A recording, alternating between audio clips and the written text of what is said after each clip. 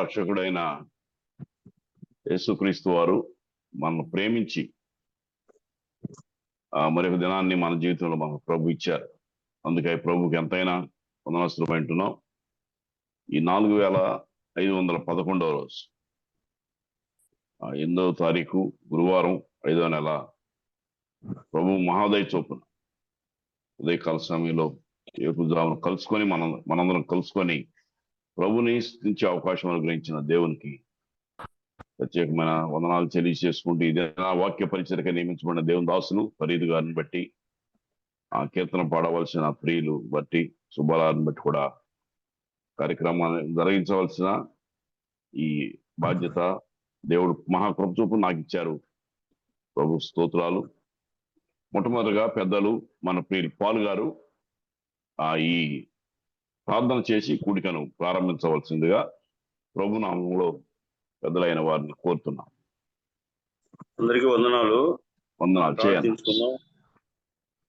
పూజనీయుడా, మహాగణుడా, మహోన్నతుడా, సర్వాధికారి, మా సృష్టికర్త, మా విమోచకుడు అన్ని నామముల కన్నా పైన మా ప్రభు అయిన యేసుక్రీస్తు అతి శ్రేష్టమైన నామమున ఉదయకాలం అరుణోదయమునే ప్రభువా తండ్రి, లోకంలోకి వెళ్ళక ముందు మీ ముఖ దర్శనం చేసుకుని మీ పాద సన్నిధి ఇచ్చినందుకు స్తోత్రాలు చెల్లిస్తున్నాం.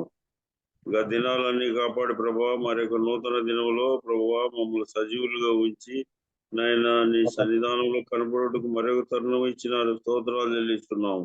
ఈ దినం సులేఖ అనేక మంది లోకాన్ని ఇచ్చినారు. వారికన్నా గొప్పవారం కాదు కానీ మమ్మల్ని ప్రేమించి మరొక దినం ప్రభువా మీ దయగల మాటలు వినుటకు మీరు కృప చూపినారు. స్తోత్రాలు చెల్లిస్తున్నాం. వారంగా కాక వాక్యానుసారంగా జీవించేది మాకు నేర్పించండి. నేను ఈ విధంగా ప్రభువా తండ్రి మా కొరకై ప్రాణం పెట్టి తిరిగి లేచిన దేవా తిరిగి రానని స్తోత్రాలు తెలుస్తున్నాం. నేను పాడుతున్నారో పాటల ద్వారా మీరే మయం పొందమని మా రక్షకుడు, మా విమోచకుడు, సజీవుడైన యేసయ్య అతి శ్రేష్టమైన నామమున ప్రార్థించి వేడుకుంటున్నాం తండ్రి. ఆమేన్. మంచిది. ప్రారం ప్రార్థన చేసిన పెద్దలు మన ప్రియులు పాలు గారికి ప్రత్యేకమైన వందనాలు తెలియపరుచుకుంటూ కీర్తన కోసం నియమించబడిన చంద్రన్న గారు చంద్రన్న. తప్పించుచున్నది నా హృదయం ప్రభువా, మోచెల్లె నాంతరంగం. నీ మెల్లని స్వరముకై, నీ చల్లని పిలుపుకై, నీ మెల్లని స్వరముకై, నీ చల్లని పిలుపుకై తప్పించుచున్నది నా హృదయం ప్రభువా, మూర్ఛిల్లె నాంతరంగం. దుప్పి నీటి వాగుకై ఆశించిన రీతి, ఎండు భూమి తొలకరికై వేచిన రీతి, దుప్పి నీటి వాగుకై ఆశించిన రీతి, ఎండు భూమి తొలకరికై వేచిన రీతి, కనిపెట్టే నా హృదయని మధుర స్వరముకై, కనిపెట్టే నా హృదయని మధుర స్వరముకై, నీ వాక్య తొలకరి చేసేదీర్చుము, నీ వాక్య తొలకరి చేసేదీర్చుము. తప్పించుచున్నది నా హృదయం ప్రభువా, మూర్ఛిల్లె నాంతరంగం. చీరముకై శిశువు కేక వేసిన రీతి, తల్లికై తప్పించే తనయ రీతి, క్షీరముకై శిశువు కేక వేసిన రీతి, తల్లికై తప్పించే తనయ రీతి, కాంక్షించే నా హృదయని కొరకే నిత్యము, కాంక్షించే నా హృదయని కొరకే నిత్యము, దయచూపి దరి చేర్చి ఆదరించుము, దయచూపి దరి చేర్చి ఆదరించుము. తప్పించుచున్నది నా హృదయం ప్రభువా, మూర్చిల్లెనాంతరంగం. నీ మెల్లని స్వరముకై, నీ చల్లని పిలుపుకై, నీ మెల్లని స్వరముకై, నీ చల్లని పిలుపుకై తప్పించుతున్నది నా హృదయం. ప్రభువా మూర్చిల్లెనాంతరంగం. అయ్యా, అందరికి వందనాలు. మంచిది నా మంచిదన్న చక్కని పాట పాడిన ప్రియులు సుబ్బారావు గారికి ప్రత్యేకమైన వందనాలు. అలాగే మరి ప్రార్థన వాక్య పరిచయం కోసమై సిద్ధపడి ఉన్న దాసులు బట్టి ప్రభుకు స్తోత్రాలు. వాక్యం కోసమై మరి ప్రార్థన చేయవలసిందిగా ఆకిపోగు యేసోబు గారిని కోరుతున్నాం. పరిశుద్ధుడైన మా తండ్రి, మహిమ కలిగిన మా గొప్ప దేవ, నిరంతరము స్తోత్రార్హుడా, మీకే స్తుతి స్తోత్రం చెల్లిస్తున్నాం. ఈ దినము తండ్రి, మీ వాక్యము మీ దాసుడు ఆయన మాట్లాడనయింటుండగా ప్రభువా, నాయన మీ వాక్యమును నాయన విని గ్రహించి ప్రభువా, ఆత్మీయ మేలులు నాయన హెచ్చరికలు ఉంటే హెచ్చరిక మాటలు విని ఆ ప్రకారము వాక్యానుసారంగా నడుచుకున్నటకు మీ కృప దయచేయండి. రావాల్సిన వారిని నడిపించండి, వచ్చిన వారిని బట్టి స్తోత్రం చెల్లిస్తున్నాం. ఎటువంటి అంతరాయం లేకుండా నడిపించండి ప్రభువా, మీకే స్తోత్రం నాయన. ఇదిగో నాయన యొక్క జూమ్ మీటింగ్ను నడిపిస్తున్నటువంటి ప్రభువా పెద్దలు నాయన మరి రెడ్డమ్మన గారిని బట్టి స్తోత్రాలు. ఈ దినము ఈ యొక్క కూడికను నడిపిస్తుండగా మీ దాసుని బలపరచమని, వాక్యం అందిస్తున్నటువంటి నాయన మీ దాసుని కూడా ప్రభువా చిన్న ఫరీద్ గారిని బట్టి జ్ఞాపకం చేసుకొని మాతో మాట్లాడి మహిమ పొందమని, ఆది అంతమున నడిపించమని, చేరువచ్చిన వారిని దీవించమని యేసు ప్రభు నామమున స్తోత్రం చెల్లించి వేడుకొంచున్నాం మా తండ్రి. ఆమేన్. ఆమేన్. అన్న మంచిదన్న యేసయ్య అన్న ప్రార్థన చేశారు. మంచి వందనాలు. మరి ఇది వాక్య పరిచర్య కోసమై ముండ్లమూరు నుంచి చిన్న ఫరీద్ గారు. అన్నా వందనాలు ఫరీద్ అన్న. వందనాలు అన్న మీ అందరికి. ఓకే, మంచిదన్న, థ్యాంక్ యూ, వందనాలు. వాక్య పరిచర్య కొనసాగించండి. 6 గంటల దాకా మీ సమయం. ఓకే అన్న. అది ముండ్లమూరు. నా పేరు చిన్న ఫరీదు. అద్దంకి దర్శి మధ్యలో ఉంటది. దాసరి ఎలీషా వాళ్ళ ఊరు పక్కనే మా ఊరు. ఇప్పుడు దేవుని వాక్యాన్ని గురించి ఇంతకుముందు ఏబు గ్రంథాన్ని మొదటి భాగం చెప్పాను. ఏబు గ్రంథం చెప్పడానికి నాకు బాగా దేవుడు ప్రేరేపించాడు. దాన్ని మొదటి భాగం గతంలో ఆయన ఆస్తిని, ఆయన అవన్నీ కూడా గొర్రెలు, మేకలు, ఎడ్లు వాటంతా లెక్క గతంలో 1-2 సార్లు మాట్లాడాను. ఈసారి ఆయనకు వచ్చిన ఇబ్బందులు, ఆయనతో దేవుడు మాట్లాడాడు. 38వ అధ్యాయం దాకా కూడా స్నేహితులు ఇసుకించినట్లు చూస్తున్నాం. 38వ అధ్యాయం నుంచి దేవుడు ఏబుతోటి మాట్లాడడం మనం చూస్తున్నాం. ఆ విషయాలు కొన్ని తెలుసుకుందామని మరి నేను ముందుకు వస్తున్నాను. ఏబును గురించి ఒక్క మాట ముందుగా ఇంతకుముందు చెప్పిన విషయాల్లో 1-2 మాటలు తెలియచేస్తాను. ఏబు అనే వ్యక్తి హెబ్రీ భాషలో ఈయన పేరు అయబ్ అని తెలియచేస్తున్నది. యేసు ప్రభు పేరు కూడా హెబ్రీ భాషలో యెహోషు అని తెలియచేయబడుచున్నది. ఇలాగూ ఏబు ఊజు దేశంలో నివసిస్తుంటాడు. ఊజు దేశం అనగా మరి ఇప్పుడు ఉమన దేశం అని పిలువబడుతుంది. ఉమన్ దేశము, ఇమన్ దేశం అనేది కూడా పక్కన ఉన్నది. అది షేబా రాణి పరిపాలించిన దేశం. గతంలో అది షేబా దేశం అని పిలువబడుతుంది. విమన్ దేశంలో షేబా రాణి మరి శిలా విగ్రహం కూడా ఉన్నట్లుగా చూస్తున్నాం. ఉమన్ దేశంలో, ఊజు దేశంలో ఏబు సమాధి కూడా ఇప్పుడు కూడా అక్కడ చూస్తున్నాము.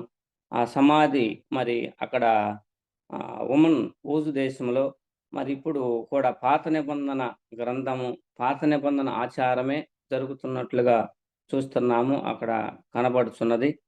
మరి ఉమన దేశము అనగా ఊజు దేశం అని అప్పుడు పిలువబడింది. అక్కడ ఉన్న విధానం మరి అది సౌదీ అరేబియా దేశం పక్కనే ఉంటుంది. కానీ ఏబు ఎప్పటి వాడు, ఎక్కడ వాడు, ఏమిటని తెలుసుకోవడానికి మరి ఆదికాండం మొదలుకొని కూడా ప్రకటన గ్రంథం వరకు కూడా ఈయన ప్రస్తావన ఎక్కడ మరి ఈ ఇశ్రాయేల్ మోషే ఈ ధర్మశాస్త్ర గ్రంథంలో కూడా ఎక్కడ కూడా ఈయన మాట పలికినట్లుగా ఆయన మాటలు అక్కడ ఏబు గ్రంథంలో ఉన్నట్లు కానీ లేక ఆయన గోత్రాలు ఎక్కడ కూడా చూస్తున్నాం అక్కడ మరి ఎందుకనో ఏబును గుర్చి తన తండ్రి పేరు కానీ మరి తల్లి పేరు కానీ అక్కడ రాయబడలేదు. అందరి పేర్లు తండ్రి పేరు తాత ముత్తాతల పేర్లు కూడా ఒక్కొక్కసారి ప్రస్తావించబడింది. ఆయన ఒక్క పేరే అక్కడ నీతిమంతుడిని తెలియచేయబడుతుంది. మరి చాలా పురాతన గ్రంథముగా తెలియచేయబడుతుంది. కొందరంటారు మరి అబ్రహాముకి 5వ తరము వాడని అంటారు. మరి ఏది ఏమైనను కానీ మెట్టుకు ఇశ్రాయేలు మరి మోషే కంటే కూడా ముందుగానే ఉన్నట్లుగా చూస్తున్నాం. మోషే తరము తర్వాత అయితే ఇశ్రాయేల్ వంశము కానీ ఆ గోత్రాల వంశము కానీ ఏదైనా ఒకటి ఉండేదని నేను అనుకుంటున్నా. కానీ ఇది ఇశ్రాయేలు ప్రజలు ఐగుప్తులో ఉన్నప్పుడు మరి అబ్రహాము తర్వాత ఇది ఊజు దేశంలో ఈయన నివసిస్తున్నట్లుగా తెలియచేయబడుతుంది. ఆదికాండములో 10వ అధ్యాయములో ఊజు టైములో దేశములుగా విడిపోయినట్లుగా చూస్తున్నాము. ఆ ఊజు అనగా ఆయన నోవాహ మనమడుగా చూస్తున్నాము. అలాగూ ఆయన ఆ 10వ అధ్యాయం ఒక్కసారి గమనిద్దాం, చూడకుండా మాట్లాడకూడదు.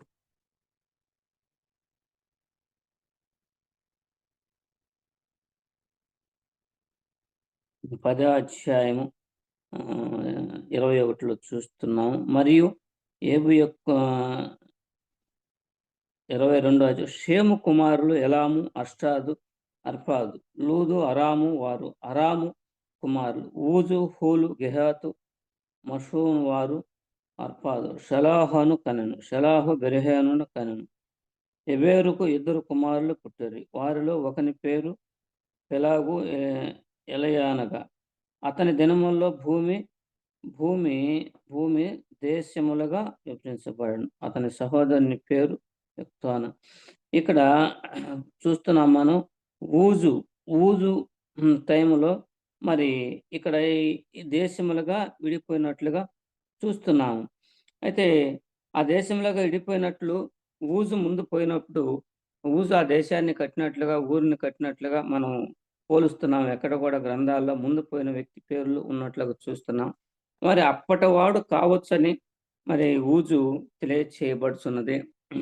ఊజు దేశం అప్పటివాడని ఏబు ఆ గ్రంథంలో ఆ చరిత్రలో వాడని, అంటే అప్పుడు ఇశ్రాయేలు ప్రజల కంటే కూడా ముందుగా ఆ దేశంలో నివసించేవాడని మరి అక్కడ కూడా దేవుని వాక్యం చూస్తున్నాం.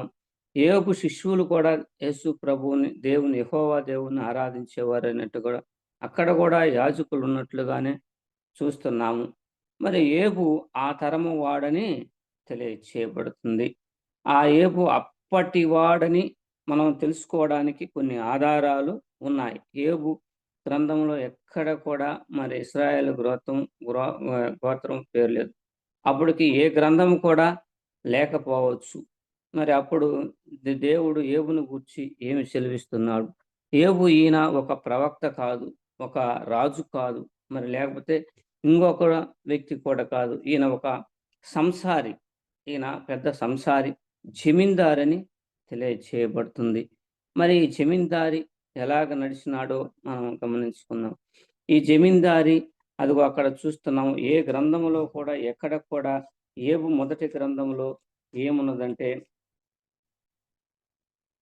ఊజు దేశమందు ఏబు అని ఒక మనుషుడు ఉండెను. అతడు యథార్థమంతుడును న్యాయమంతుడునై దేవుని యందు భయభక్తులు కలిగి చెడుతనమును విసర్జించిన వాడు. మరి అతడు యథార్థమంతుడు న్యాయమంతుడై దేవుని యందు భయభక్తులు కలిగిన వాడని దేవుడే ఇక్కడ సెలవిస్తున్నాడు. ప్రస్తావించటమే మొదట అధ్యాయము మొదటి భాగంలోనే ఏబును గుర్చి దేవుడే ఇక్కడ సాక్ష్యం ఇస్తున్నాడు. అతడు యథార్థమంతుడును న్యాయమంతుడును. యథార్థత లేనిదే న్యాయము రాదు. అందుకనే అతడు యథార్థమంతుడు, న్యాయము, దేవుని యందు భయభక్తులు కలిగి చెడుతనమును విసర్జించినవాడు. ఈయనకు వచ్చిన కష్టాలు మరి ఎక్కడ ఎవరికి కూడా బైబిల్ గ్రంథంలో రాలేదని నేను తెలుసుకుంటున్నా. ఈయన యావదాస్తి మీద కానీ, ఈయన కుమారుల మీద కానీ, ఈయన సమస్తం మీద కానీ ఒక్కరోజే పోయినసారి మీకు ఇదంతా లెక్క చెప్పాను. ఆయనకి ఎంత ఏముందని. ఆయనకి మొత్తం టోటల్‌గా ఒక మాటతోటి చెప్తాను. 22,500 ఎకరం భూమి ఉన్నట్లుగా తెలియచేయబడుతుంది. అక్కడ ఎద్దులను బట్టి, వ్యవసాయాన్ని బట్టి. మరి ఇంత ఆస్తిపరుడు. ఈయనకి జీతగాళ్ళు సుమారు 800 మంది ఉన్నట్లుగా చూస్తున్నాము. మరి ఇవన్నీ కూడా ఇంత ఆస్తి కలిగిన వాని మరి ఎలాంటి యథార్థంగా ఉన్నాడో చూస్తున్నాము. ఈయనకొచ్చిన మరి ఇవన్నీ తర్వాత ఈయనకొచ్చిన శ్రమ దేవుని పరీక్ష ద్వారా మరి సాతానుడు పెట్టిన పరీక్ష వల్ల మరి ఇక్కడ ఎలా చూస్తున్నాము. ఈయన అంటున్నాడు కేవలం ఏబు గ్రంథం 6వ అధ్యాయము 6వ వచనంలో ఒక మాట చూసుకుందాం. 6వ అధ్యాయము 6వ వచనంలో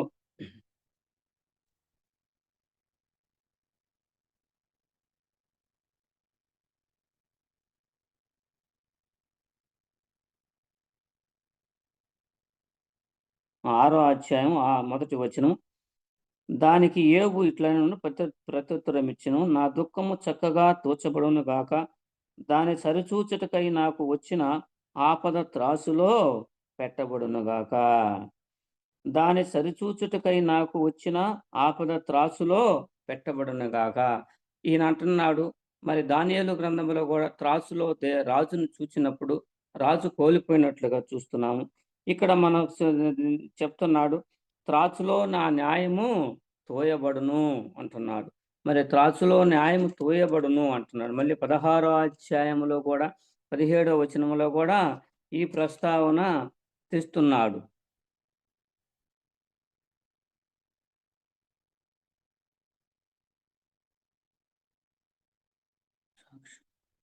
ఇక్కడ 16, 18, 19 ఇప్పుడు నాకు సాక్షి అయిన వాడు పరలోకమందున్నాడు, నా పక్షముగా సాక్ష్యము పలుకువాడు పరలోకమందున్నాడు.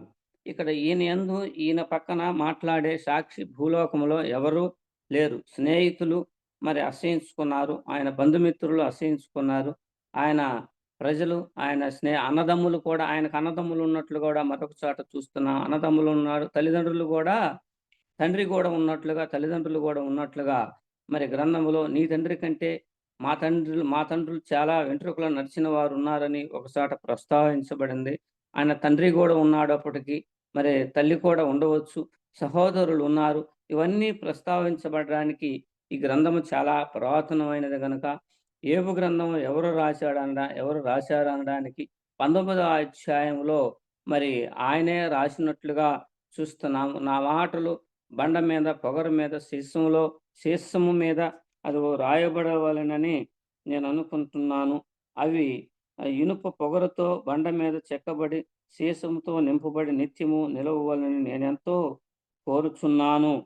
నా మాటలు రాయబడవలని నేనెంతో కోరుచున్నాను అంటాడు. వాస్తవానికి మరి ఇక్కడ స్నేహితుడు రాశాడు అంటున్నాడు, కానీ స్నేహితుడు ఇంత తేటగా 31వ అధ్యాయంలో చెప్పబడలేదు. ఏవే ఈ గ్రంథాన్ని రాసి ఉండొచ్చు. ఎందుకంటే ఈయన పడిన కష్టాలు ఈయనకే మొత్తం 1 నుంచి చివరి వరకు కూడా ఆయన పూర్తిగా తెలుసు కనుక ఆయన రాసినట్లుగానే అనుకుంటున్నాం ఏబు గ్రంథాన్ని. మరి ఈ గ్రంథము లేఖనమును తెరవడానికి ఇక్కడ త్రాసులో తోయబడుట చూస్తున్నాము. మరి ఈయనకి ఒకే భార్య ఉన్నట్లుగా చూస్తున్నాము.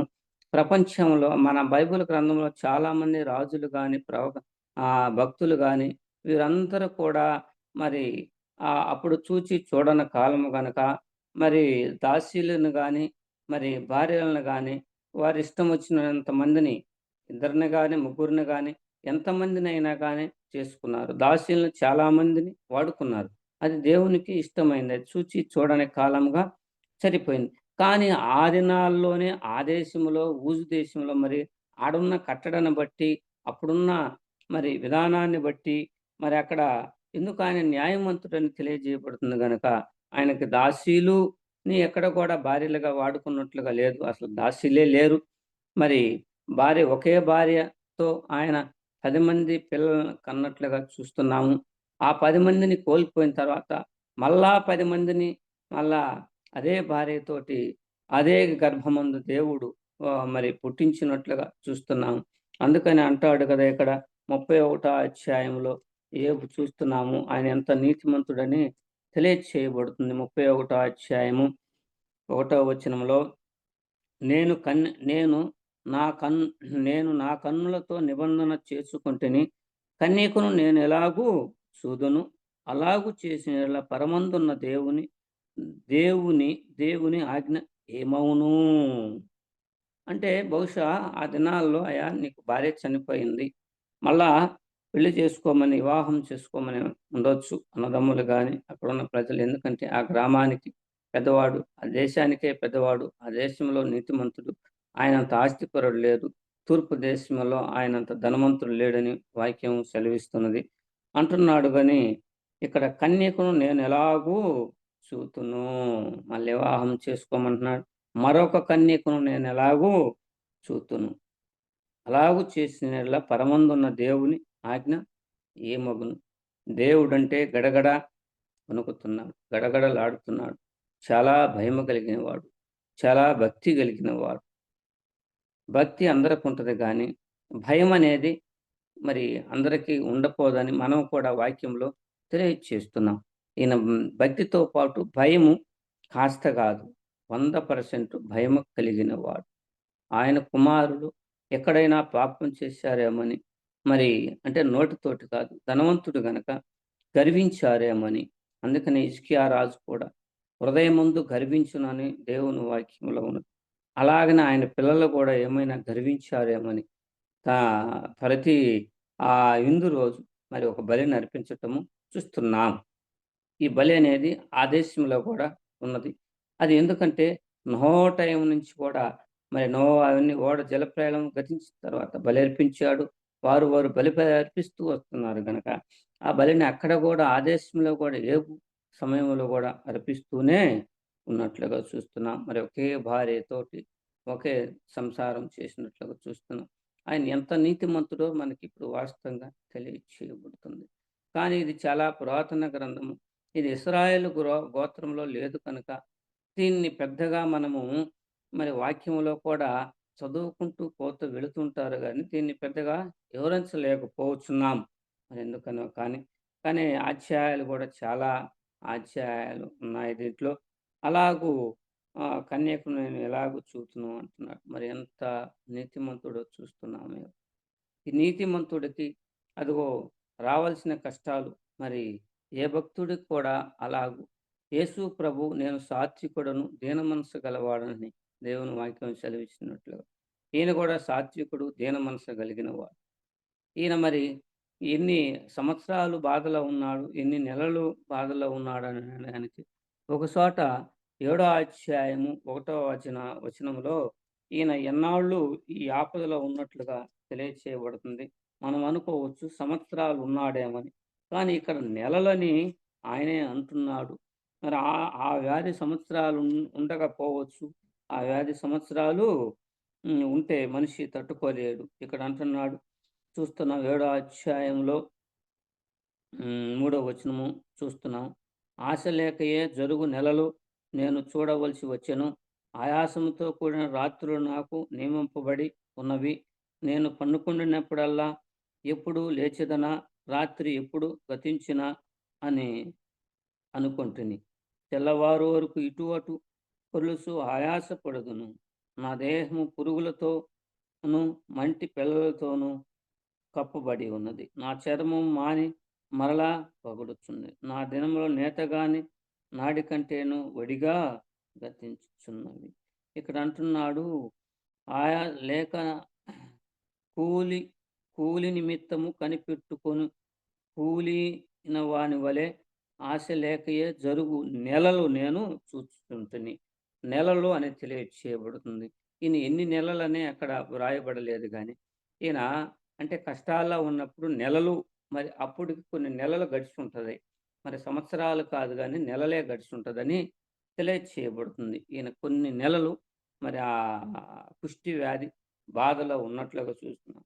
కుష్టి వ్యాధి ప్రపంచంలో ఎవరికైనా వచ్చింది కానీ అలాంటి కుష్టి వ్యాధి, అలాంటి బాధ ఎవరికి రానట్లుగా చూస్తున్నాము మనం. ఎందుకంటే అది దేవుడు కావాల్సి మరి దేవునికి సాక్షిగా మరి దేవుడే ఆయనకు మరి సాతాను అడిగినప్పుడు ఆయన దేహమును నీ ఇష్టం వచ్చినట్లు చేసుకో, ఆయన ప్రాణమును మాత్రము నీ వశంలో లేదన్నట్లుగా తెలియచేయబడుతుంది. అలాగూ కన్యకను మరి నేను ఎలాగూ చేతునంటున్నాడు.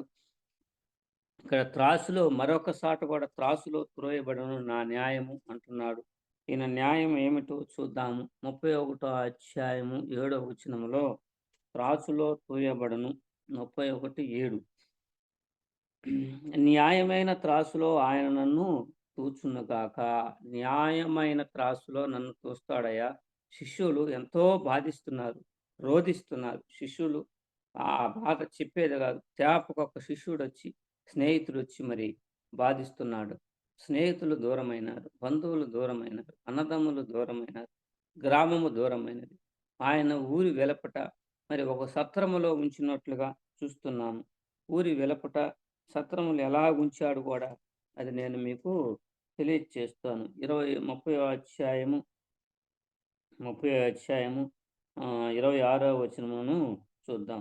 నాకు మేలు కలుగునని నేను ఆశకొనగా నాకు కీడు సంభవించును. వెలుగు నిమిత్తము నేను కనిపెట్టగా చీకటి కలిగిన. నా పేగులు మానక మండుచున్నవి. అపాయజనమును నన్ను ఎదుర్కొనెను. సూర్యుని ప్రకాశం లేక సంచరించుచున్నాను. సమాజంలో నిలువబడి మొరపెట్టుచున్నాను. నేను నక్కలకు సోదరుడనైతిని, నిప్పుకోళ్లకు జతగాడినైతే. నా చర్మము నల్లబడి నా మీద నుండి ఊడిపోవచ్చున్నది. ఇక్కడ అంటున్నాడు 28వ వచనంలో, సూర్యుని ప్రకాశం లేక వ్యాకులు పడుచున్నాను. అంటే ఆయన ఒక బయట సత్రంలో ఉంచాడు. కుష్టి వ్యాధిగ్రస్తులు పాత నిబంధన ప్రకారం ఒక సత్రంలోనూ ఒక పూరి గుడిసెలో పెట్టి, నేను అపవిత్రుడును ఇక్కడ ఎవరు రాకూడదు అని చెప్తూ ఉంటాడు. అలాగనే ఈయన కూడా ఒక ఊరి బయట ఆయనకి ఎన్నో భవనాలు, ఎన్నో సత్రాలు ఉండవచ్చు. ఆయన ధనవంతుడు గనక ఒక చోట ఉంచి మరి ఆయనకు ఎండ తగలడం లేదంట. సూర్యుని ప్రకాశం లేకుంటే ఎప్పుడు ఆ గృహంలోనే నిర్బందీగా ఆ సత్రంలోనే ఆ గదిలోనే ఉన్నట్లుగా చూస్తున్నాం. మరి ఆ వ్యాధి వచ్చిన వాడికి పేగులు మండుచున్నాయని భక్తుడు సెలవిస్తున్నాడు. పేగులు మండుచున్నవి, పేగులు మానక మండుచున్నవి. కాక ఆ వ్యాధికి ఒళ్ళంతా కాక పుట్టుచున్నట్లుగా చూస్తున్నాం. మరి ఏబును గూర్చి మరొక ఈ న్యాయమైన త్రాసులో అంటున్నాడు ఇక్కడ 31వ అధ్యాయములో 7వ వచనములో 7వ వచనములో న్యాయమైన త్రాసులో చూస్తున్నామేనా? న్యాయమైన త్రాసులో ఆయన నన్ను తూచునుగాక. నేను త్రోవ విడిచి నడిచిన ఎడల, నా మనస్సు నా కన్నులను అనుసరించి సంచరించిన ఎడల. ఇక్కడ న్యాయమైన త్రాసు అనగా తెలియచేస్తున్నాం. అది ఒక పాత భాషలో మరి కాట, తోనిక అని మనం అంటాం. న్యాయమైన త్రాసులో ఆయన నన్ను తూచునుగాక. ఆయనకు ధైర్యం ఉన్నది. ఆయన భక్తి ఆయనకు ధైర్యం పుట్టించుతున్నది. భక్తుడు ఆయన స్నేహితుడు అంటే, నీ భక్తి నీకు ధైర్యం పుట్టించడానికి 15వ అధ్యాయంలో చెప్పినట్లుగా న్యాయమైన త్రాసులో ఆయన నన్ను తూచు. న్యాయమైన త్రాసులు దానియేలు గ్రంథంలో రాజును తూచినప్పుడు మరి న్యాయము తప్పి త్రాసులో తోయబడలేదు. దేవుని త్రాసులు ఆయన అతుడైన. ఈయన మాత్రం న్యాయమైన త్రాసులో 100కు 100% న్యాయమైన త్రాసులో తోయబడినా కానీ ఒక ఇంచు కూడా తగ్గడం లేదని ఆయనకు నిరీక్షణ కలుగుచున్నదని తెలియచేయుచున్నది. మరి ఇక్కడ అంటున్నాడు, ఇక్కడ ఏం చేస్తున్నాడు? 5వ వచనంలో, అబద్ధికుడై నేను తిరుగులాడి నేరలా, మోసము చేయుటకై నా కాలు త్వరపడి నేరలా, నేను యథార్థుడనై ఉన్నానని దేవుడు తెలిసి కొన్నట్లు న్యాయమైన త్రాసులో ఆయన నన్ను తూచును. న్యాయమైన త్రాసులో నన్ను కూడా ఒకప్పుడు మనందరినీ కూడా తూచేవాడై ఉన్నాడు దేవుడు. మరి న్యాయమైన త్రాసు మరి ఎలాగ చూస్తున్నాం? అయితే ఇవన్నీ చెబుతూ ఇవన్నీ కూడా మరి శిష్యులకి ఆయన స్నేహితులకి చెప్తున్నాడు. ఇలాగ వారెంతో బాధిస్తున్నారు. ఆ బాధ, ఈయనకున్న బాధ అంతా 100% అయితే వారు ఇంకొక 100% బాధను కలిగిస్తుంది. ఒక వ్యక్తి పోయాలకు ఒక వ్యక్తి పోయాలకు ఒక వ్యక్తి ఆయన్ను నిందిస్తున్నారు, ఆయన శోధిస్తున్నారు.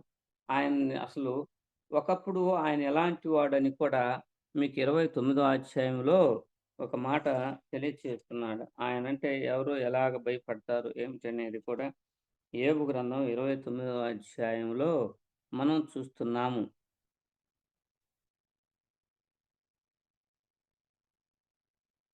29 7వ వచనములో, పట్టణపు గుమ్మమునకు నేను వెళ్ళినప్పుడు, ఇది గతంలోది తెలియచేస్తున్నాడు, ఆయన తెలియచేసుకుంటున్నాడు.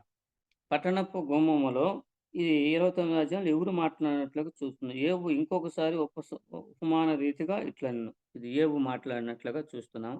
పట్టణపు గుమ్మమునకు నేను వెళ్ళినప్పుడు, రాజవీధులలో నా పీఠము స్థిరపరుచుకున్నప్పుడు, యవనులు నన్ను చూచి దాగుకొనిరి. ఇక్కడ అంటున్నాడు, పట్టణపు గుమ్మములో ఆయన వెళ్ళినప్పుడు, ఆయన ఎప్పుడో నెలకొకసారి వెళతాడో మరి ఎప్పుడు వెళతారు, రాజుగానే పట్టణంలోకి వెళ్ళినట్లుగా పట్టణపు గుమ్మలో వెళ్ళినప్పుడు అంటున్నాడు, రాజవీధిలో నా పీఠము స్థిరపరుచుకున్నప్పుడు యవనస్తులు నన్ను చూసి దాగుకొనిరి. ముసలవారు లేచి నిలవబడిరి. ముసలవారు లేచి నిలవబడిరి. అప్పుడు ఈయన ఏమంటున్నాడు, ఈయన ముసలవాడు కాదని అర్థం చేసుకుంటున్నా. ఈయన ఉరామరిగ్గా నేను అనుకుంటున్నాను. యోబుకు కూడా ఈయన 140 సంవత్సరాలు బ్రతికాడు. అప్పటికి వయసు ఈయనకి ఒక 70 సంవత్సరాలు ఉండొచ్చు అని నేను తలంచుతున్నాను వాక్యాన్ని బట్టి. ఎందుకంటే అప్పటికి ఆయన కుమారులు 10 మంది పుట్టారు. మరి ముగ్గురు మొత్తం కలిసి 10 మంది కుమారులు పుట్టినట్లు ఆయన నడిప్రాయం ఉండొచ్చు అని నేను అనుకుంటున్నా.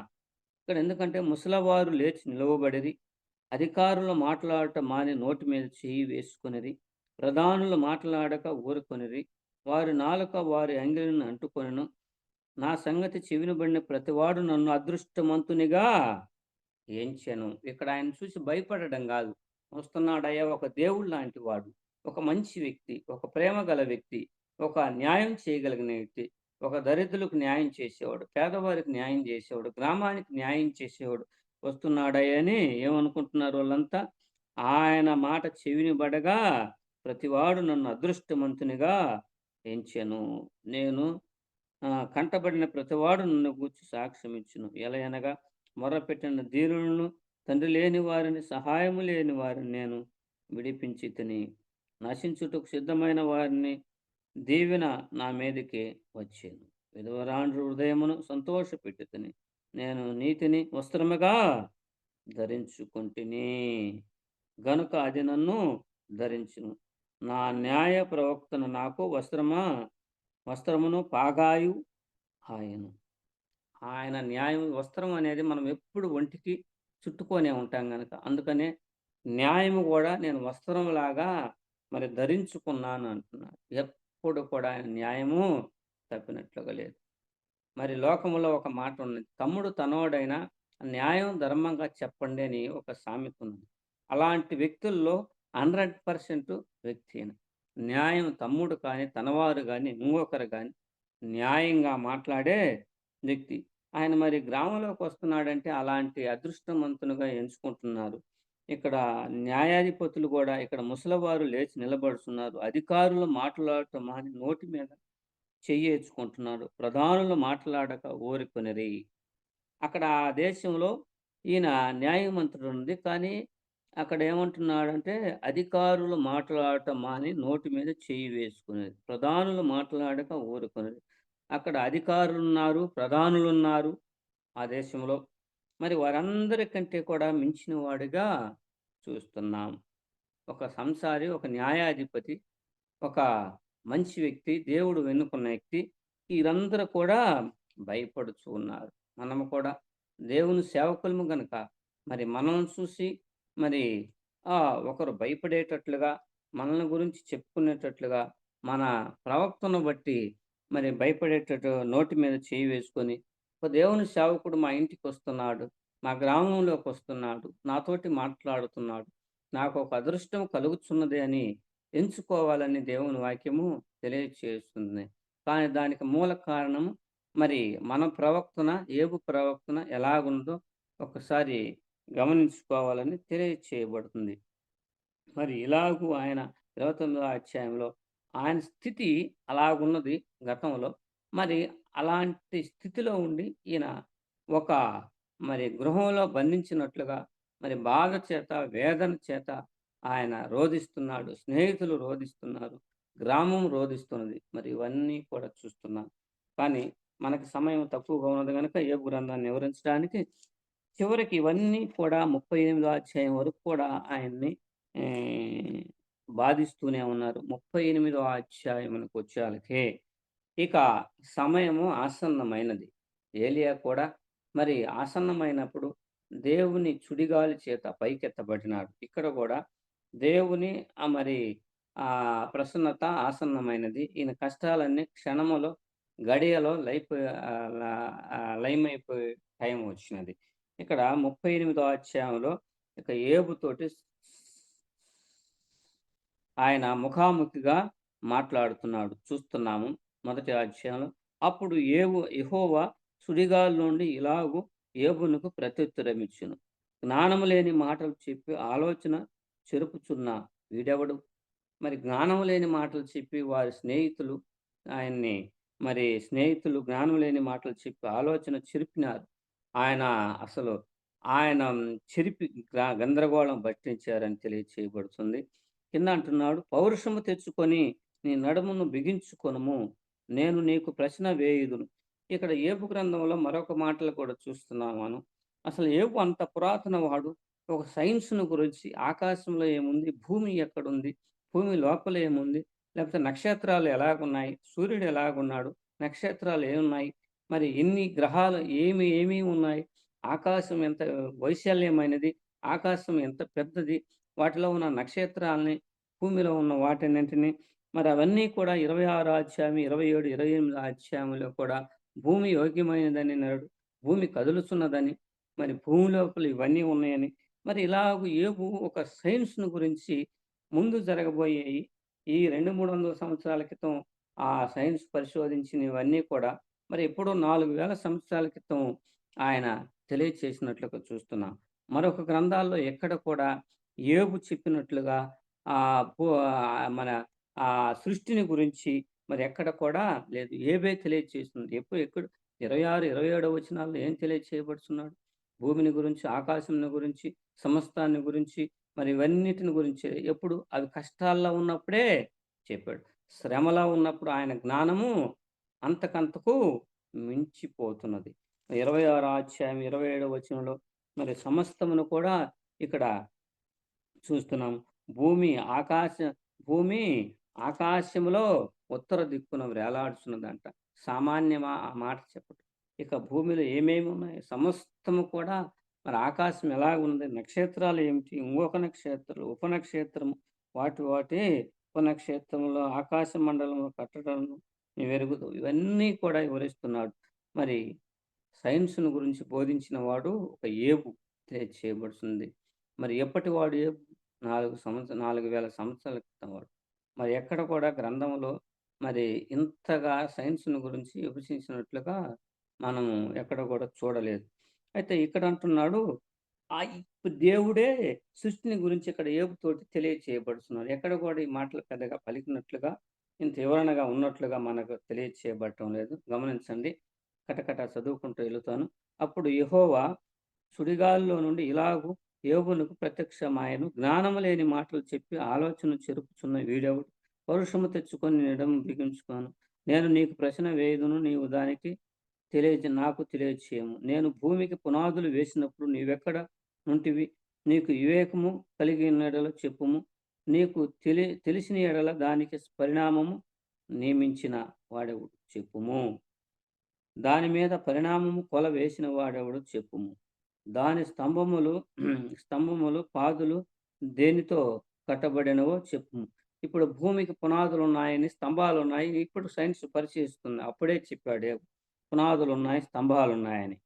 కింద స్తంభాలు, పాదులు దేనితో కట్టబడినవో చెప్పుము. ఉదయ నక్షత్రములు ఏకముగా కూడి పాడినప్పుడు దేవదూతలందరూ ఆనందించరి, చేతనులు చేసరి. ఈ మాటను కొంచెం మనం లోతుగా విడదాం. నేను చాలాసార్లు దీన్ని ధ్యానానికి తెచ్చుకున్నాను. ఉదయ నక్షత్రములు ఏకముగా కూడి పాడినప్పుడు అంటున్నాడే, నక్షత్రములు పాడి ఉన్నాయా? నక్షత్రములు చాలా పెద్దవి కదా భూమి కంటే కూడా. నక్షత్రములు పాడడం ఏమిటి అని కొన్నిసార్లు తలంచుకున్నాను. కానీ ఇక్కడ మనం యెషయా గ్రంథంలో చూస్తున్నట్టుగా నక్షత్రము అనగా దేవదూత తెలియచేస్తుంది. లూసిఫర్ దేవతను గురించి అక్కడ నక్షత్రం చేదు నక్షత్రం అని తెలియజేస్తుంది. అంతకుముందు లూసిఫర్ కూడా దేవదూతే, దేవునికి ఇష్టమైన వాడే కనుక ఒక నక్షత్రాన్ని గురించి దేవదూతలు సూచనగా తెలియచేయబడుతుంది. నక్షత్రం అనగా దేవదూతలని తెలియచేయబడుతుంది. ఆ దేవదూతల్లో మరి ప్రధాన దూతలు కావచ్చు, మరొక దూతలు కావచ్చు. అవన్నీ కూడా మనం వివరించడానికి ఇక్కడ మనకి పూర్తిగా అర్థం కాదు. ఉదయ నక్షత్రములు ఏకముగా కూడినప్పుడు ఉదయ నక్షత్రములు ఏకముగా కూడి పాడినప్పుడు దేవదూతలందరూ ఆనందించి జయధ్వనులు చేశారు. అక్కడ దేవదూతల చేత కూడా దేవుడు పాటలు పాడించినాడు. మరి అక్కడ సంగీతం పాడించినాడు. మరి పాడించినప్పుడు దేవదూతలందరూ ఆనందించరి. దేవదూతలు ఆనందించారు. దేవుడు, దేవదూతలు మరి వీరందరూ కూడా ఒకసాట కూడినప్పుడు మనం దేవుడు ఒక స్థానంలో ఉంటాడని, దేవదూతలు ఒక స్థానంలో ఉంటారని ఇక్కడ యోబు గ్రంథంలో 1వ అధ్యాయంలో దాన్ని బట్టి తెలుసుకుంటున్నాము. దేవుడు అమరత్వంలో ఉంటాడని కొత్త నిబంధనలో ఉంది. అమరత్వంలో మరి దేవుడు ఒక్కడే ఉంటాడని, సమయం వచ్చినప్పుడు మరి దేవదూతలు అందరూ కలుసుకుంటారని మరి అక్కడ వాక్యంలో కొన్ని వాక్యాలను బట్టి తెలుసుకుంటున్నాం మనం. ఉదయ నక్షత్రం ఏకముగా కూడి పాడినప్పుడు దేవదూతలందరూ ఆనందించి దేవుడు ఎంత గొప్పవాడో చూస్తున్నాం మనం. దేవుడు మరి భూమికి పునాదులు వేసినట్లుగా ఆయనే అక్కడ దాన్ని తెలియచేస్తున్నాడు. దాని మూలరాతిని వేసిన వాడెవడు? సముద్రము దాని గర్భమును కొల్లి రాగా తలుపుల చేత దానిని మూసివేసిన వాడు. మేఘమును దానికి వస్త్రముగాను, గాఢాంధకారం దానికి పొత్తిగుడ్డగాను వేసినప్పుడు నీ ఉంటివా? నిన్ను స్నేహితులు ఎలాగో బాధించారు, వాళ్ళందరికీ ఏం తెలుసు? ఇవన్నీ వేసినప్పుడు నీ ఉంటివా? మరి ఇవన్నీ నీకు తెలుసా? నేను ఎప్పటి వాడును, ఎలాంటి వాడును, ఇవన్నీ సృష్టించిన వాడినని మరి తెలుసుకుంటున్నాడు. కానీ 26, 27 వచనంలో యోబు దీనికంటే కూడా ముందుగానే దేవుణ్ణి గూర్చి మాట్లాడినట్లుగా చూస్తున్నాము. ఇలాగూ కింద 21వ వచనంలో చూస్తే ఆయన ఇందాక నేను చెప్పాను, ఆయన వృద్ధుడు కాడని. ఇదంతయు నీకు తెలిసింది కదా, నీవు బహు వృద్ధుడవు, నీవు అప్పటికి పుట్టి ఉంటివా? నీవు మహిమ యొక్కయు నిధుల్లోని చుచితివా? ఆపత్కాలము కొరకు, యుద్ధము కొరకు, యుద్ధ దినములు నేను దాచి ఉంచితని. ఇక్కడ మరొక చాట చూస్తున్నాం మనము. 39వ అధ్యాయంలో ఇలా 38 నుంచి ఇక 42వ అధ్యాయం దాకా యోబుతోటి మాట్లాడుతూనే ఉన్నాడు. ఇదిగో చూస్తున్నాం మనము. మరొకటి ఇక్కడ ఒక మాట మీకు చెప్పాలని, మొన్న టీవీల్లో మరి సెల్ ఫోన్లో అన్నిట్లో కూడా నెట్లో కూడా మకరము ఒకటి సముద్రంలో పెద్దది ఉందని, మరి అది కదిలినప్పుడు పెద్ద తుఫాన్లు వస్తున్నాయని, దాని ప్రభావం ఎట్లుంటుంది అట్లుంటుంది, అది 1000 కిలోమీటర్లు ఉంటుందని ఏదో ఉపగ్రహం తెలియచేసిందని చెప్తున్నారు. కానీ ఆ మకరమును 41వ అధ్యాయం, నీవు మకరమును గాలంతో బయటకన్నా, ఈ మకరమును పెద్దయే కానీ అవి భయంకరమే కానీ యెషయా గ్రంథంలో 52వ అధ్యాయంలో మనం చూస్తున్నాం. ఆ మకరమును చంపివేసినట్లుగా, పొడిచినట్లుగా చూస్తున్నాం. అవి గతంలో ఉన్నాయి కానీ మరి దేవుడే వాటిని మరి వాటిని పొడిచివేసినట్లుగా చూస్తున్నాము. ఆ మకరమును యెషయా గ్రంథమును టైం అయిపో వస్తుంది. యెషయా గ్రంథము 52వ అధ్యాయము. ఈ మధ్య దాని గురించి చాలా వింతలు పుట్టించారు ప్రజలు. చూస్తున్నాము 51వ అధ్యాయము 9వ వచనంలో కింద భాగం, పూర్వకాలంలో పురాతన తరములలో లేచినట్లు లెమ్ము, రహాబును తుత్తినీయులుగా నరికి వేసిన వాడవు నీవే గదా, మకరమును పొడిచిన వాడవు నీవే గదా, అగాధ జలములు గల సముద్రమును ఇంకిపో చేసిన వాడవు నీవే గదా. ఈ మకరమును, ఈ రహాబును దేవుడు పొడిచి వేసినట్లుగా చూస్తున్నాం. అది ఈ మధ్య చాలా వింతగా చేస్తున్నారు, కానీ అవి లేవు, దేవుడే వాటిని చంపివేసినట్లుగా చూస్తున్నాం. ఇక్కడ వినికిడి, మరి దేవుడు ముఖాముఖిగా భక్తుడితోటి మాట్లాడినట్లుగా చూస్తున్నాము. మనము వినికిడిని చూస్తున్నాము. ఒక మాట తెలియచేస్తున్నాను. ఇక్కడ అంటున్నాడు యోబు, మళ్ళా ఏం మాట్లాడుతున్నాడు యోబుతోటి అంటున్నాడు. ఇక్కడ 42వ అధ్యాయంలో 42వ అధ్యాయం 3వ వచనంలో చదువుకున్న, జ్ఞానము లేని మాటల చేత ఆలోచనను నిరర్ధకము చేసిన వాడెవడు? ఇక్కడ మొదటి నుంచి చదివితే కానీ అర్థం కాదు. అప్పుడు యోబు 42 మొదటి వచనం, అప్పుడు యోబు యెహోవాతో ఇలాగూ ప్రత్యుత్తరం ఇచ్చును, నీవు సమస్త క్రియలను చేయగలవనియు, నీవు ఉద్దేశించిన ఏదియు నిష్ఫలము కానేరదనియు కానేరదనియు నేను ఇప్పుడు తెలుసుకుంటుని. జ్ఞానం లేని మాటల చేత ఆలోచన నిరర్ధకము చేయువాడెవడు? అలాగును వివేచన లేని వాడనై నేను ఏమియు నెరుగకే నెరుగకే నా బుద్ధి మించిన సంగతులను గూర్చి మాట్లాడితిని ఒప్పుకుంటున్నాడు ఏవు. నేను కొన్ని అమాయకంగా నా బుద్ధిని మించి నిన్ను అమాయకంగా నేను మాట్లాడినట్లుగా మాటలు చూస్తున్నా అంటున్నాడు. కింద అంటున్నాడు 4వ వచనంలో, నేను మాట్లాడగోరుచున్నాను, దయచేసి నా మాట లాకింపు. అయ్యా ప్రభువా యెహోవా దేవా, నేను మాట్లాడుతున్నాను, నా మాటలు వినమంటున్నాడు. వీళ్ళిద్దరు ముఖాముఖిగా మరి దర్శనంలో కానీ మరి ఎలాగో మాట్లాడుకుంటున్నారు ఇక్కడ. అక్కడ సుడిగాలిలో మాట్లాడినాడు, మళ్ళీ సుడిగాలిలోనే మాట్లాడుతున్నట్లుగా ఇక్కడ మనం తెలుసుకుంటున్నాం. ఒక సంగతి నిన్ను అడిగెదను, దానిని నాకు తెలియజేయము. వినికిడి చేత నిన్ను గూర్చి వార్త నేను వింటిని, అయితే ఇప్పుడు నేను కన్నులారా నిన్ను చూచుచున్నాను. వినికిడి చేత నిన్ను నేను నీ మాటలు విన్నాను, కనుగొను. వినికిడి అంటే ప్రార్థనలో మరి కళ ఒక అంశము, దర్శనం ఒక అంశము, స్వప్నము ఒక అంశము. 3 అంశాలుగా దేవుడు మాట్లాడుతున్నాడు. వినికిడి చేత ఇక నా ప్రార్థన చేసుకునేటప్పుడు వినికిడి చేత దర్శనం ద్వారా ఈయనతోటి మాట్లాడుతున్నట్లుగా దీన్ని చూస్తే అర్థమవుతున్నది. ఏమన్నది? వినికిడి చేత నిన్ను గూర్చిన వార్త నేను వింటిని, అయితే ఇప్పుడు నేను కన్నులారా నిన్ను చూచుచున్నాను. సుడిగాలిలో ఆయనను మరి ఆయన రూపాన్ని లేదేమో కానీ నీ మాటలు మరి సుడిగాలిలో ఖచ్చితంగా ఆయన్ను చూస్తున్నాను. అయితే ఇప్పుడు నాకు కన్నులారా నిన్ను చూచుచున్నాను. కనులారా దేవునితో అంత కష్టపడ్డాడు గనుక, అంత బాధపడ్డాడు గనుక, ప్రపంచంలో ఎవరికి ఆ జబ్బు రాలేదు కనుక, దేవుడు అంత బాధను ఆయన భరించాడు గనుక ముఖాముఖిగా ఏబుతోటి మాట్లాడుతున్నట్లుగా చూస్తున్నాం.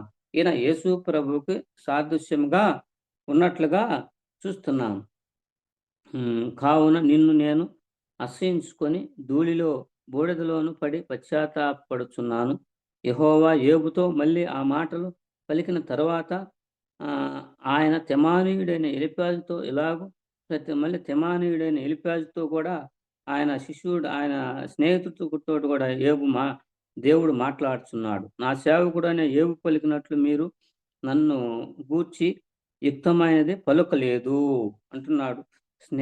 ఆయన స్నేహితుడితో కూడా దేవుడు యెహోవా దేవుడు మాట్లాడుతున్నట్లుగా చూస్తున్నాము. నా కోపము నీ మీదను నీ ఇద్దరు స్నేహితుల మీదను మండుచున్నది. ఆయన భక్తుల్ని, ఆయన మరి హృదయానుసారుడైన యోబును కూడా చూస్తున్నాం. ఆయన నిందించారు, ఆయన నిందల పాలు చేశారు, అపవాసించారు, రకరకాలుగా మాట్లాడినాడు కనుక దేవుని కోపము నీ ఇద్దరు స్నేహితుల మీద నీ మీద మండుచున్నది. కాబట్టి నేను క్షమించగలవాడును, క్షమా హృదయం గలవాడును, మరి ఇదిగో ఇలాగ చెయ్యి, మిమ్మల్ని క్షమిస్తానని దేవుడే తన శిష్యుడికి చెబుతున్నాడు. నా కోపం నీ మీద ఇద్దరు స్నేహితుల మీద మండుచుంది. కాబట్టి 7 ఎడ్లను 7 పొట్టేళ్లను మీరు తీసుకుని నా సేవకుడైన ఏబు వద్దకు పోయి మీ నిమిత్తము దహన బలిని అర్పింపవలను. అప్పుడు నా సేవకుడైన ఏబు నీ నిమిత్తము ప్రార్థన చేయును. అయినా ఇలాగూ బలి అర్పించమంటున్నాడు. మరి అక్కడ కూడా బలి ఉన్నది. అదంతా పాత నిబంధన ప్రకారం బలి ఉన్నది. మరి ఆ దేశమంతా కూడా మరి యెహోవా దేవుణ్ణి ఎక్కువ ఆరాధించేవారు అన్నట్లుగా యెహోవా దేవుణ్ణి ఆరాధించేవారుగా చూస్తున్నాం. మరి ఎక్కడ కూడా ఏబు గ్రంథంలో మరి అక్కడ విగ్రహాలను కానీ లేకపోతే రకరకాల వాటిని కానీ సేవించినట్లు ఎక్కడ కూడా మనకు కనబడటం లేదు. మరి అక్కడ యెహోవా దేవుణ్ణి ఎక్కువ ఆరాధించేవారుగా చూస్తున్నాం. మరి ఇక్కడ తెలియచేయబడుతుంది, నా సేవకుడిని ఏబు పలికిన మాటలు మీరు నన్ను గూర్చి యుక్తమైనది పలకలేదు. కింద అంటున్నాడు, ఏబు నిమిత్తము ప్రార్థన ఏబు మీ నిమిత్తము ప్రార్థన చేయను. మీ అవివేకను బట్టి మిమ్మును శిక్షింప ఎండుకున్నట్లు నేను అతన్ని మాత్రం ఎలయనగా నా సేవకుడైన ఏబు పలికినట్లు మీరు నన్ను గూర్చి యుక్తమైనది పలక లేదు. కింద అంటున్నాడు, తెమానీయుడైన ఎలీఫజు, గహానీయుడైన బిల్దాదు, నతనీయుడైన జోపారును పోయి యెహోవా తమకు ఆజ్ఞాపించినట్లు చేయగా యెహోవా వారి పక్షాన ఏబును అంగీకరించు. మరి చూస్తున్నాం, మరి ఏబు తన స్నేహితుల నిమిత్తం ప్రార్థన చేసినప్పుడు యెహోవా అతని క్షేమస్థితిని మరలా అతనికి దయచేసెను.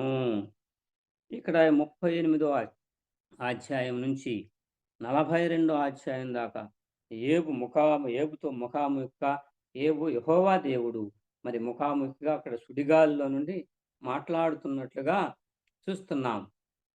మోషేతోటి మాట్లాడినాడు యెహోవా దేవుడు, మరి అబ్రహాముతోటి మాట్లాడినాడు, మరి యాకోబుతోటి మాట్లాడినాడు, అందరితోటి కూడా కానీ ఇక్కడ ఈయనతోటి మరి బాగా ఎక్కువ సమయం కూడా గడిపినట్లుగా చూస్తున్నాం. ఒక సామాన్యమైన భక్తుడిన, ఒక సామాన్యమైన సంసారి, సామాన్యమైన ఈయన జమీందారి, ఒక సంసారి. మరి ప్రపంచంలో ఉన్న వారందరికంటే కూడా ఆస్తి ఎక్కువగా ఉన్నట్లుగా చూస్తున్నాం. ఇంత ఆస్తి కలిగి ఈయన మరి దేవుడంటే గడగడలాడొచ్చు.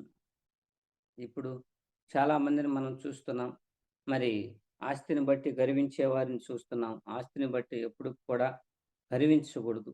ఆస్తి ఉన్న ఏబు దేవుడంటే గడగడలాడుతున్నాడు, 2 చేతులు కట్టుకుంటున్నాడు, మరి మోకరిస్తున్నాడు. చాలామంది మరి ఇలాగ చేయడం లేదు. చాలామంది మన భక్తులు మన విశ్వాసులు కూడా మరి ఇలాగ దీన్ని బట్టి ఆస్తిని బట్టి గర్వించకూడదని దేవుని వాక్యము తెలియచేస్తుంది. ఇక్కడ ఎక్కడ కూడా ఈయన మరి ఆస్తిని బట్టి ఎక్కడ కూడా గర్వించాల. అందుకనే దేవుని వాక్యం అంటున్నది, నాశనానికి ముందు గర్వం నడుస్తున్నట్టు. ఇక్కడ ఈయనలో ఏ 1% కూడా గర్వం మనం ఎక్కడ కూడా చూడడంలా.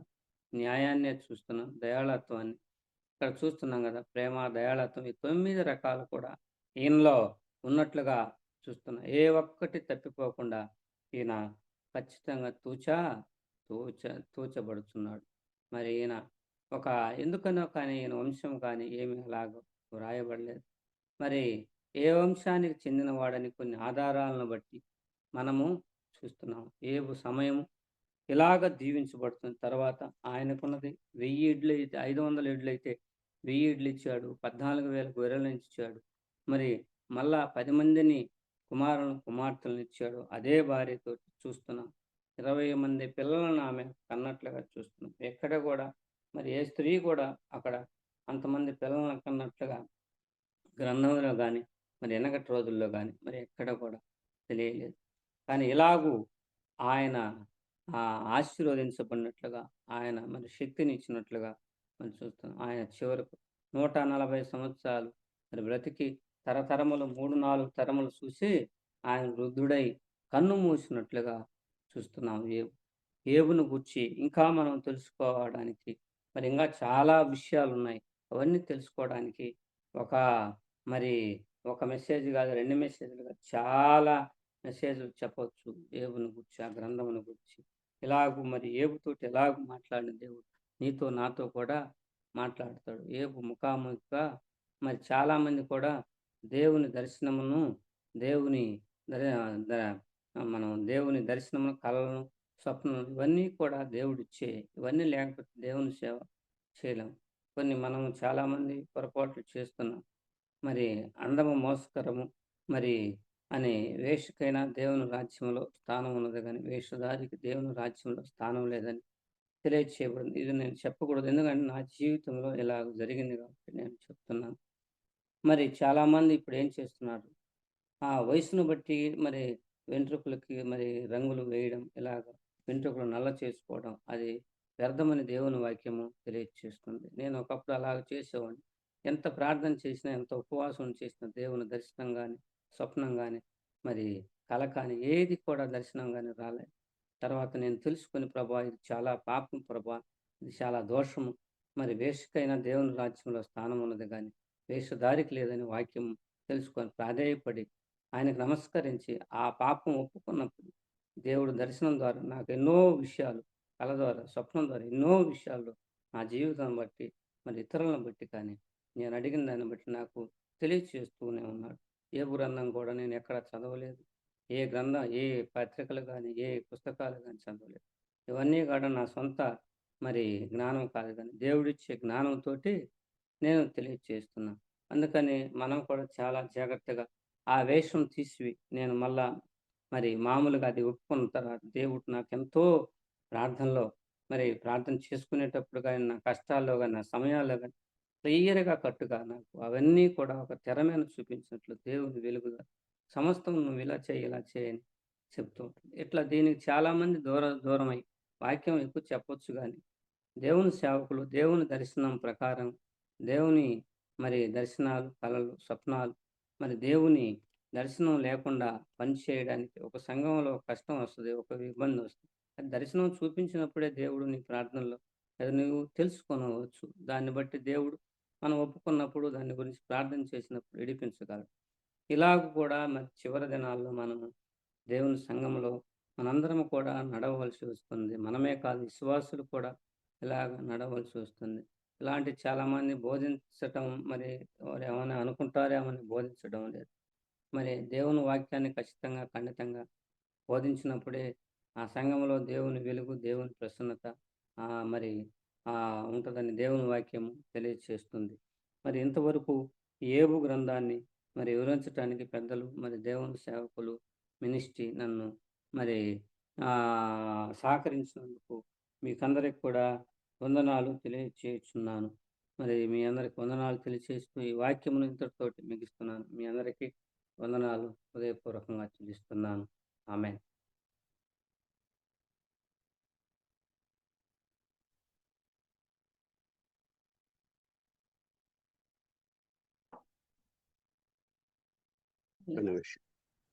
Okay, right. అన్న వందనాలు.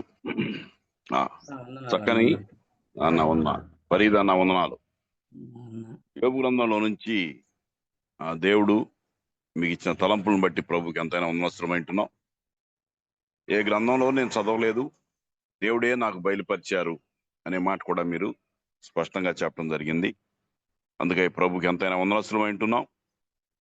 ప్రభు మీకు ఇచ్చిన ఆ నడిపింపును బట్టి, ఆ లేఖనాలను బట్టి, ఆ తలంపులను బట్టి ప్రభుకి స్తోత్రాలు చెల్లిస్తున్నాం. అదే సమయంలో మరి ముగింపు ప్రార్థన చేయాలి కాబట్టి ఆసాపు హరళను ఒకటి ఉందన్న, ప్రార్థన చేయరా? చేస్తాం. థ్యాంక్ యూ, చేయండి. ప్రేమించిన మా నీకు వందనాలు చెల్లిస్తున్నాం.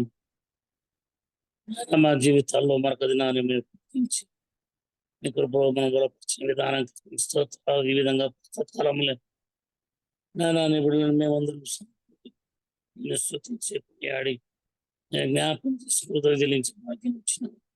అంతేకాక నాయన మీ మాటలు వినే ధన్యతను కూడా మాకు ఇచ్చిన నీకు స్తోత్రాలు. ఆయన మీరు మాకు ఇచ్చిన రక్షణకై నీకు స్తోత్రాలు, రక్షణకై నీకు స్తోత్రాలు. ప్రత్యేకించిన మీ దాసు ద్వారా యోబు గ్రంథం నుంచి లోతైన ఎన్నో తెలియని విషయాలను మీ దాసుని ద్వారా బయలుపరిచినప్పుడు నీకు వందనాలు, స్తోత్రాలు. ఆయన యోబులేమి యథార్థం ఆయన జీవించడానికి కృపను మాకు అనుగ్రహించమని దయపలిపించమని మీ దాసుని దీవించమని నడిపించిన మీ దాసులందరూ దీవించమని యేసునామమున వేడుకుంటున్నాము స్వామి. ఆమేన్. ఆమేన్. ఆమేన్. వందనాలు. వందనాలు. చక్కని ఈ కుడికలో సహకరించిన మీ అందరికి పెద్దలు పాల్ గారు ప్రార్థన చేశారు. మరి పాట పాడిన ప్రియులకి, చక్కని వాక్య పరిచర్య జరగటానికి ప్రార్థించిన సహోదరులకు, అలా వాక్య పరిచర్య జరిగించిన యోబు గ్రంథం రెండవ భాగం, రెండని పెట్టారు హెడ్డింగ్. ప్రభు ప్రేమించి కరుణించి చక్కని సంగతులు యోబు గ్రంథంలో నుంచి వినటానికి దేవుడు నడిపించిన దానికై ప్రభు స్తోత్రాలు చెల్లిస్తూ నాకు ఇచ్చిన ఈ మంచి అవకాశాన్ని బట్టి ప్రభు వందనాలు. నాకు మిగిలిన సమయంలో నా సమయాన్ని తిరిగి నిర్వాహకులైన బర్నబాస్ గారికి అప్పగిస్తున్నాను.